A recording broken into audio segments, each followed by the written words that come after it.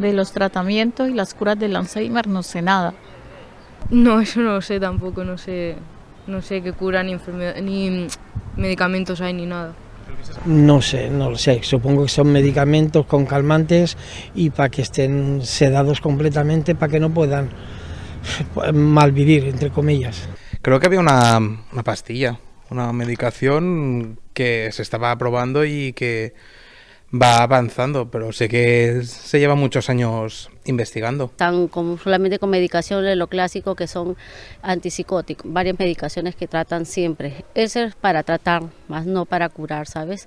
Cura no sé nada, no sé si hay un medicamento tal, lo que sí que te digo es de que yo lo que quisiera es que la investigación sacase una cosa aprovechable y que por lo menos la retuviera, quitarnos yo sé que no la va a quitar.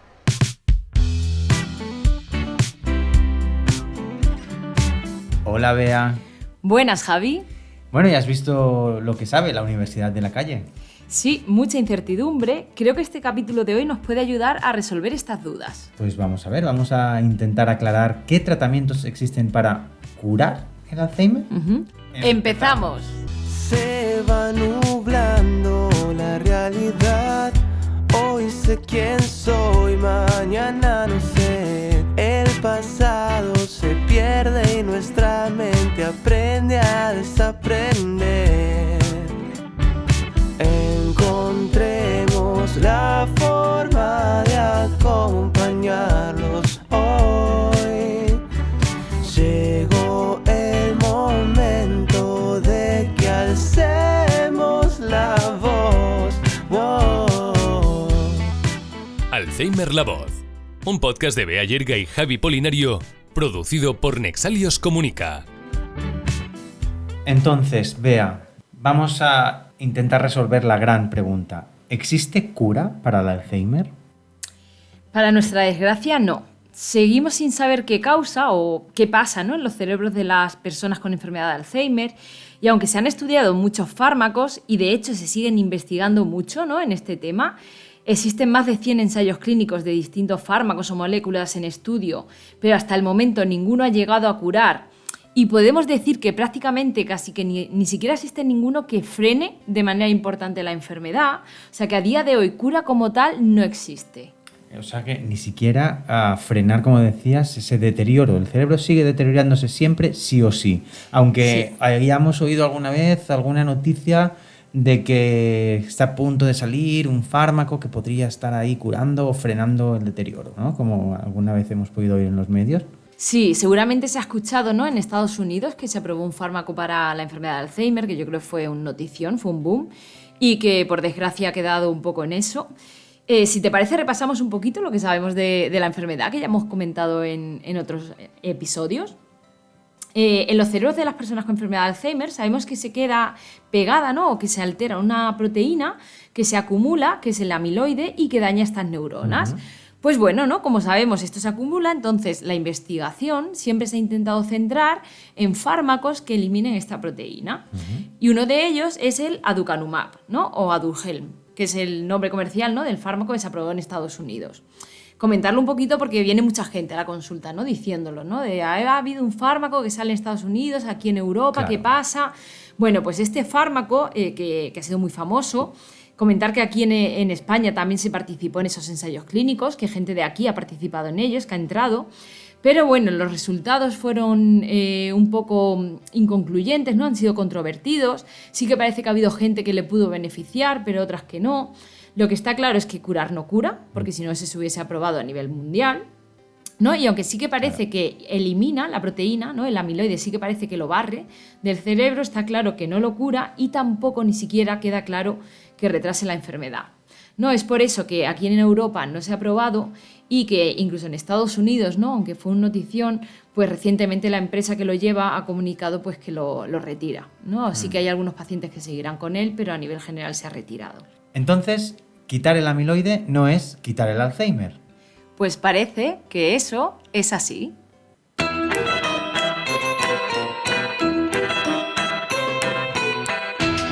En Alzheimer La Voz, eso es así. Es cierto que vimos en algún episodio anterior en el que hablamos sobre el futuro de la investigación en el Alzheimer, que precisamente la hipótesis de atacar el amiloide lo estaban dejando un poco de lado, bueno, compartiéndola con otras, ¿no? Sí, es que retomemos historia, ¿no? ¿Qué ha pasado? A ver, desde que Alois Alzheimer descubrió el Alzheimer, se vio que había amiloide en esos cerebros. Desde entonces siempre se ha visto que el amiloide está presente. Con lo cual, claro, ¿qué se pensó? Pues claro, si amiloide hay en todos los cerebros de las personas con Alzheimer, pues será la causa, ¿no? O algo tiene que ver. Claro, todos los tratamientos han ido dirigidos, pensando en esa hipótesis, al amiloide. Con lo cual, claro, todo se ha centrado en eso, en intentar barrer esa proteína, y ahora que han salido tratamientos más innovadores en ese aspecto, lo que hemos visto es que a pesar de que quitamos el amiloide, ¿no? A pesar de que lo eliminamos, la gente se sigue demenciando, o sea, se sigue empeorando. Con lo cual, ¿qué pasa? Pues que sí, que el amiloide tiene que tener un papel importante y que forma parte de la enfermedad, porque lo vemos siempre que hay enfermedad de Alzheimer, pero que por lo menos no es la única causa o no es la causa principal, porque a pesar de eliminarlo, sigue pasando.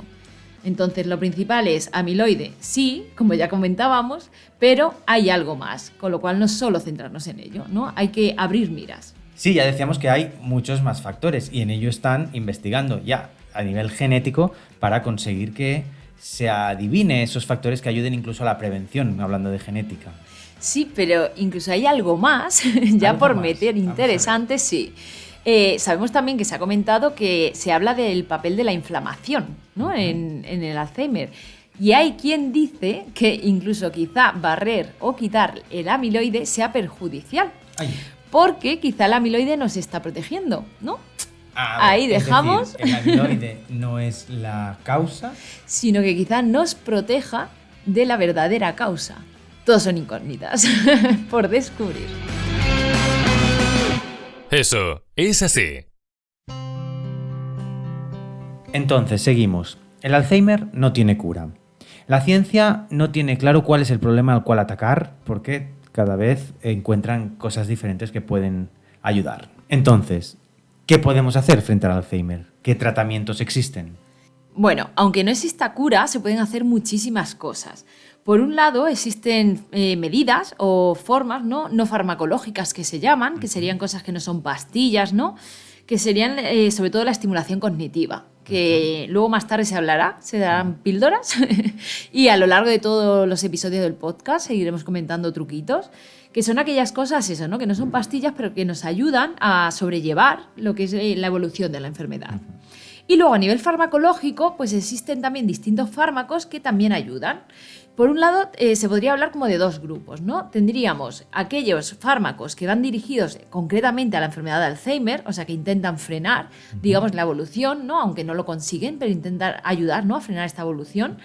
Y por otro, tendríamos aquellos fármacos que van dirigidos a los síntomas que se derivan de la enfermedad, ¿no? Por ejemplo, pues bien, la depresión, la ansiedad, los trastornos de conducta, el dolor. Centrándonos en el primer grupo, como hemos dicho, tendríamos dos tipos de fármacos. Los primeros, que son los que más se han utilizado, ¿no? Son los que primero se utilizan y son los que llevan más años en el mercado, son los llamados inhibidores de la enzima acetilcolinesterasa, ¿no? Ay, qué palabrejo. Toma nombre, sí. Bueno, expliquemos qué son estos fármacos. Recordando, en el cerebro están las células principales, que son las neuronas. Estas, para comunicarse, ¿no? Para enviar la información de una u otra, utilizan una serie de moléculas. Serían como unas cartas que se envían, ¿no? Unas a otras para transmitirse sus mensajes. Esto, como en la vida es así. Sí, como la vida es así, eso es. Pues bien, esas cartitas, ¿no? Que se mandan unas a otras, una de esas cartas que se envían sería la acetilcolina, es una molécula en concreto, ¿no? Que es la que participa sobre todo en la memoria. Bien, en la enfermedad de Alzheimer sabemos que un grupo de neuronas que se muere principalmente, sobre todo a lo grande, ¿no? Al principio, son las que producen esa molécula, la acetilcolina. Entonces, ¿qué pasó? Pues que se vio que si dábamos fármacos que lo que hacían era aumentar esa acetilcolina, ¿no? Que está circulando ahí en el cerebro, pues parece que por lo menos intentábamos frenar, digamos, un poquito la evolución, ¿no? De esa enfermedad de Alzheimer. O sea, lo que intentamos es... Esas neuronas se van muriendo, pero bueno, las que quedan vivas, ¿no? Intentamos que se comuniquen mejor entre ellas, aunque tengan obstáculos por medio, ¿no? Porque está ese amiloide por ahí en medio. ¿Qué le pasa al amiloide? ¿Por qué si está el amiloide, el incremento de acetilcolina sigue por lo menos siendo un fármaco que parece como tratamiento, que funciona. Claro, ¿no? Pues tú imagínate, no es lo mismo, ¿no? Si tenemos 5 coches para atravesar una autopista, ¿no? Si hay obstáculos de por medio, no es lo mismo que lo atravesemos con 5 coches que si tenemos 20.000 coches, ¿no? Será más sencillo, claro.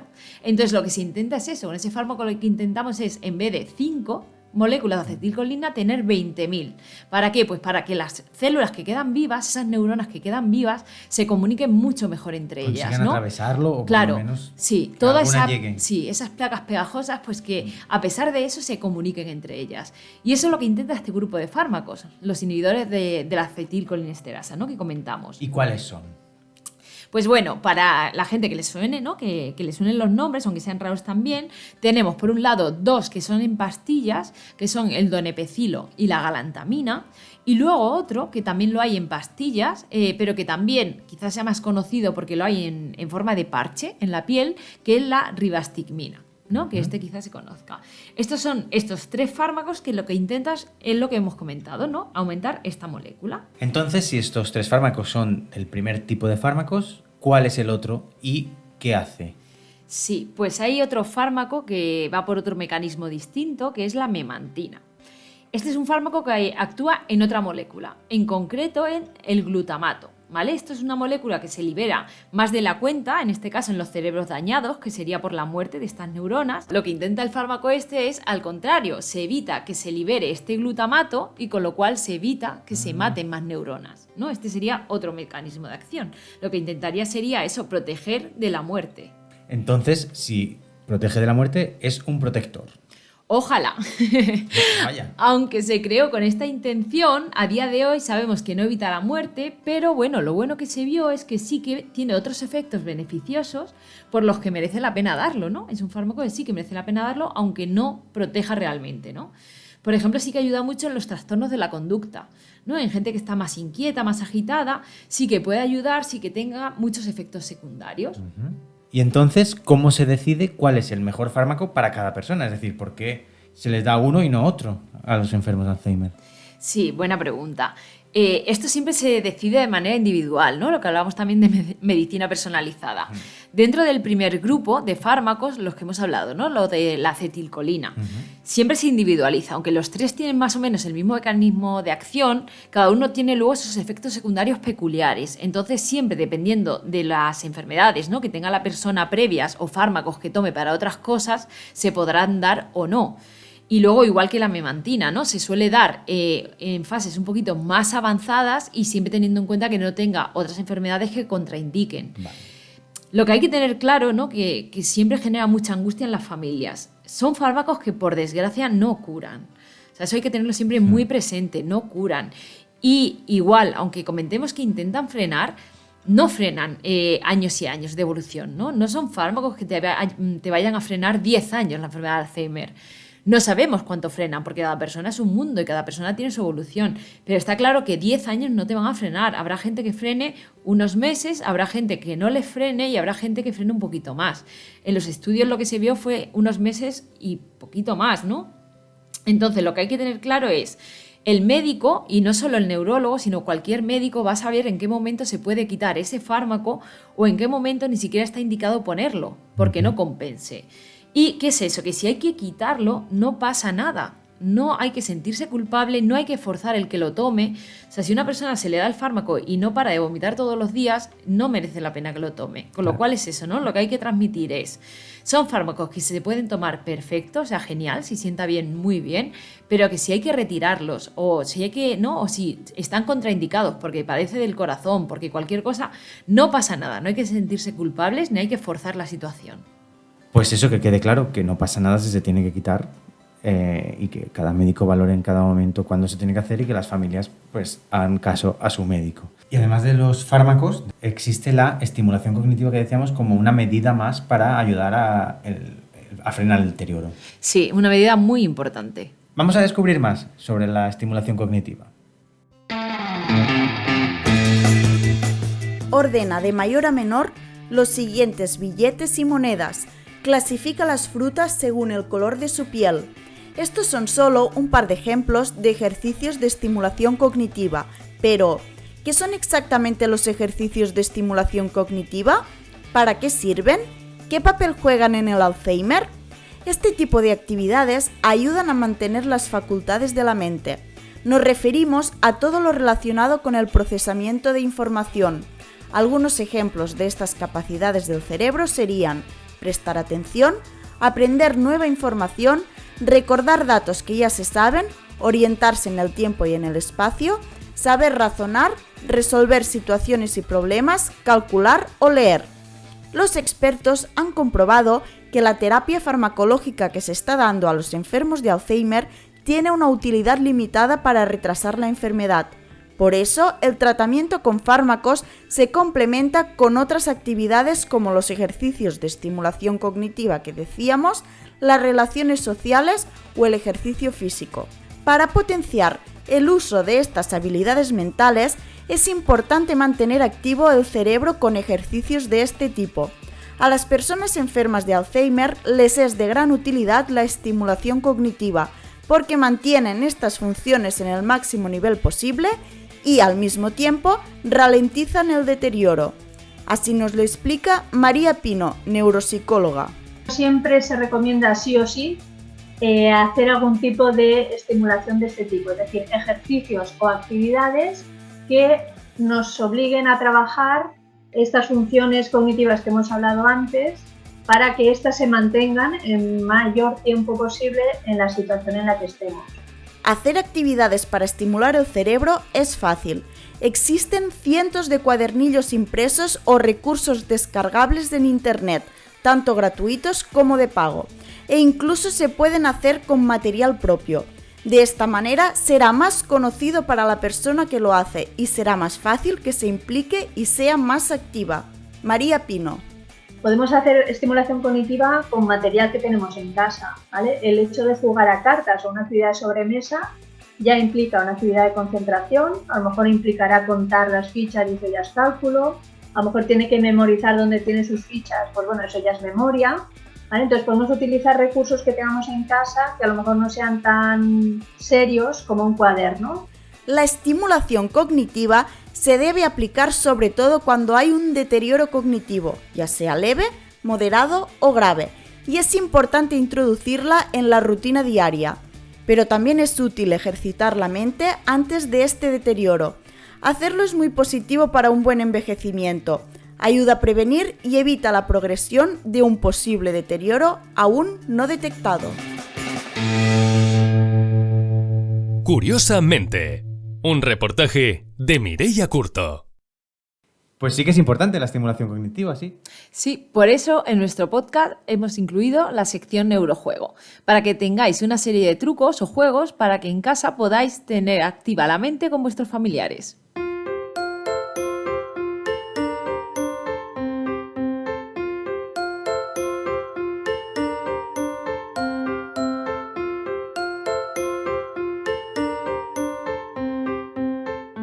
Neurojuego.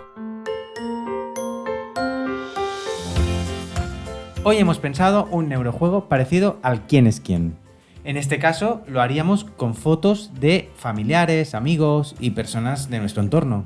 Sí, interesa que sea personas próximas, conocidas, porque así jugamos con la parte emocional, que como sabemos, pues es la parte, ¿no?, que más se mantiene en la enfermedad de Alzheimer. Además, de esta manera, así también estimulamos el que se nos siga reconociendo, ¿no? A nosotros incluso podemos aprovechar y poner quizá a las personas que ven menos en el día a día, ¿no? A aquellos hijos que quizá no estén en casa o a aquellos nietos.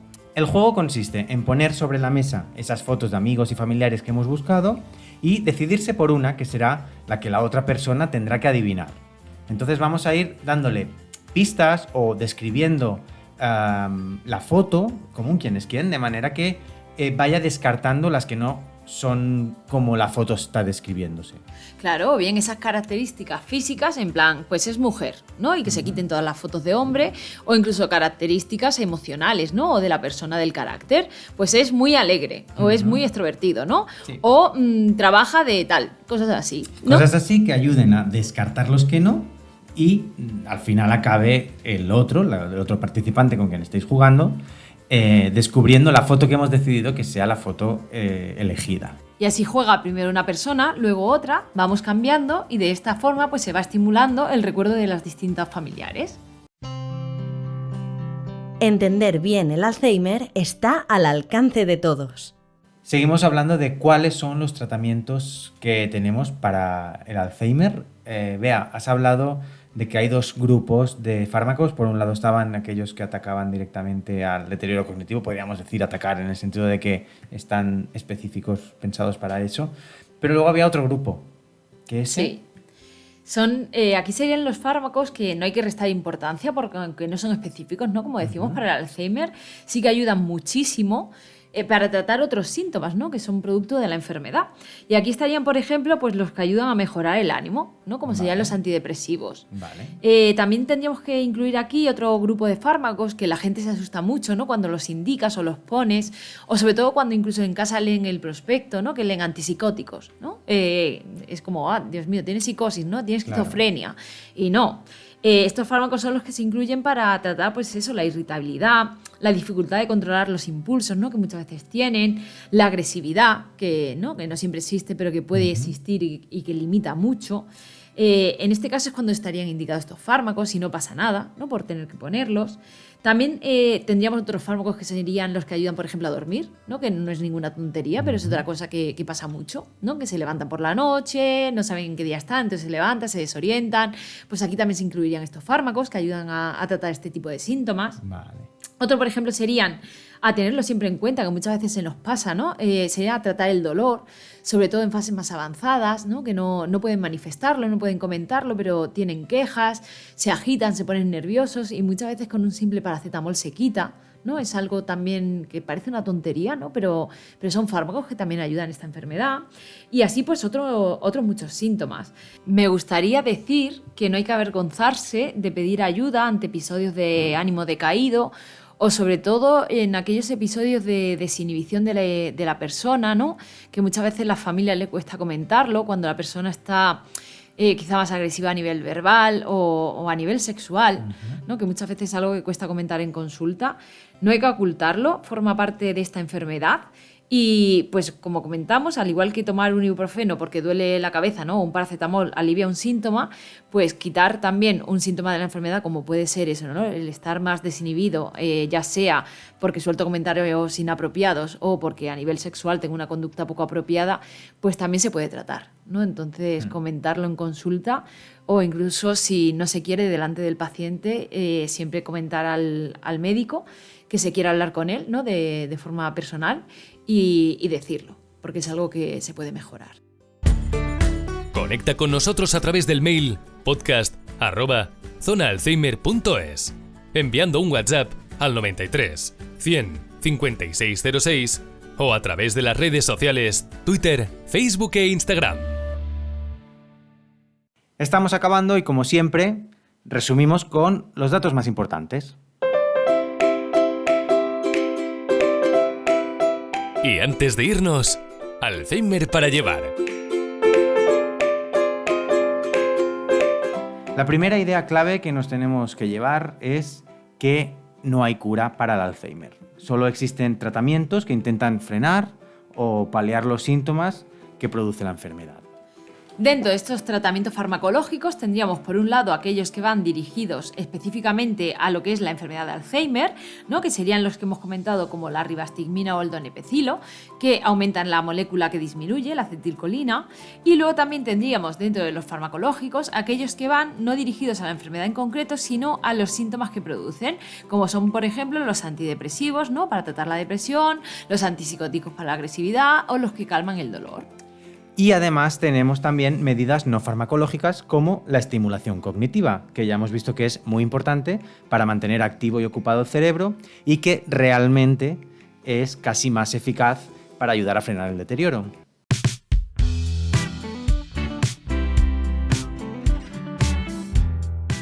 Bueno, ha llegado el final, tenemos que despedirnos. Hemos hecho un buen repaso de los tratamientos hoy, pero hasta aquí. Sí, hasta aquí el episodio de hoy, pero quedan muchos temas todavía pendientes. Creo que todavía tenemos mucho que hablar sobre esta enfermedad y sobre todo lo que se puede ayudar, ¿no? Todo lo que podemos transmitir. Y por eso no dejéis de seguir nuestras redes sociales, de seguir las plataformas donde nos podéis escuchar para no perderos el próximo episodio que publiquemos de Alzheimer la Voz. Sí, y para sugerirnos cualquier cosita que queráis, para cualquier tema o cualquier duda, ya sabéis que podéis escribirnos. ¡Hasta luego! Se va nublando la realidad. Hoy sé quién soy, mañana no sé. El pasado se pierde y nuestra mente aprende a desaprender. Encontremos la forma de acompañarlos hoy. Llegó el momento de que alcemos la voz. Wow. Todos mis sueños ya no están. Pierdo un recuerdo y la libertad se desvanece en mi alma y se lleva con ella mi libertad. Encontremos la forma de acompañarlos hoy. Llegó el momento de que alcemos la voz. Wow. Encontrarás todos los episodios del podcast Alzheimer La Voz en Spotify, Amazon Music, Apple Podcast, eBooks, Google Podcast, Podimo, YouTube y zonaalzheimer.es.